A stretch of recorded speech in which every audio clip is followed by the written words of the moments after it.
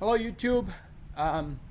Today we're painting some woodenware here, and I thought of making this video, a quick video on kind of show you how we paint the woodenware using a latex-based paint and a spray gun, right? I mean, there are a lot of spray guns available in the market, like airless and tank, one with the air and HVLP and all kinds of stuff. None of them really work well, except the airless one, which is designed for latex paint. Work with the latex paint, right? You have to almost always have to thin the latex paint if you're going to use any kind of a aired spray gun. And so that's what we wanted to talk about. I must have tried, I'm not kidding, like more than half a dozen different spray guns over my experiments, and what I finally figured out a way, or well, it must have existed, but a way to use a latex paint effectively without a lot of mess and cleanup, right? So my answer, okay, so recipe. So you need some sort of this is the one brand I am using from the Amazon. These are cheap air guns. They're not heavy duty by any means, but they're like this. They have a little blower on the back side, which is where you can that blows the air through, and there's a paint cup here and a spray assembly right there. Now the good thing about these guys are they're lightweight, they run on electricity, so no air tank required, and they're not that noisy. I'll show you when I paint how they sound. But the best part I like about it is easy cleanup, right? It's a plastic based part. You can basically disassemble every little part, including this body right there. So you can kind of quickly I'm gonna have to do it later. So that's part one. Easy cleanup, lightweight, easy to move around. The spray gun, it's about $30, $40. There are a lot of different varieties of these Chinese made little sprayers, but this is the one I bought. And the second magical part in this recipe is some sort of thinner. So this particular thinner, the Floetrol or whatever, I can't pronounce this thing, is the best thinner I found.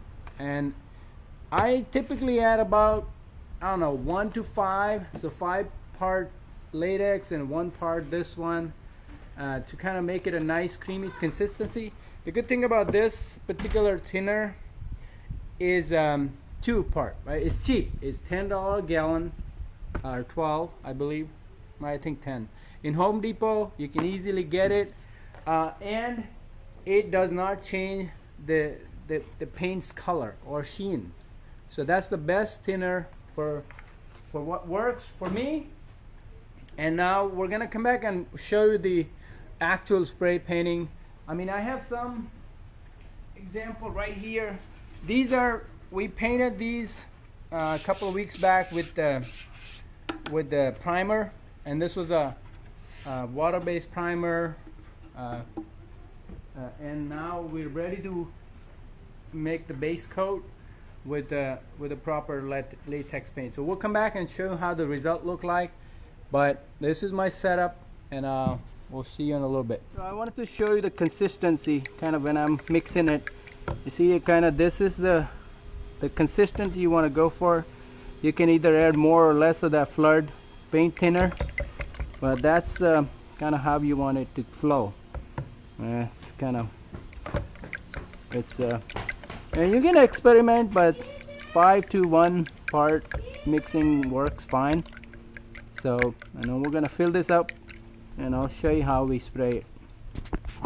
We're ready to paint. One thing I forgot to mention is this. It has this kind of machine shipped with 3 or 4 different kind of paint tips.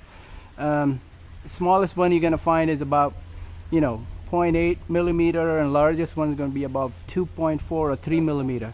For latex paint, this particular one, the largest tip it ships with is a 2.4 millimeter, or maybe 2.8, I don't remember, but that's, so you want to have about 3 millimeter or more tip, or around that size. 3 millimeter is a sweet spot for the latex paint. Anything smaller, not gonna spray any, very good.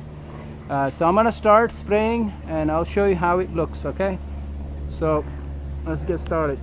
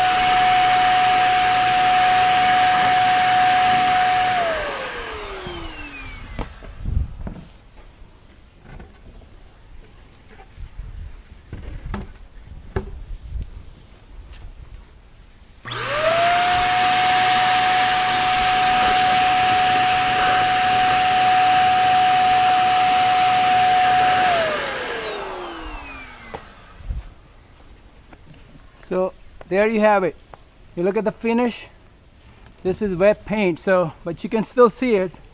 Nice and uniform, and no overruns or no bare spots. It's perfect. I mean, that's the way I want it. So thanks for watching, and please subscribe.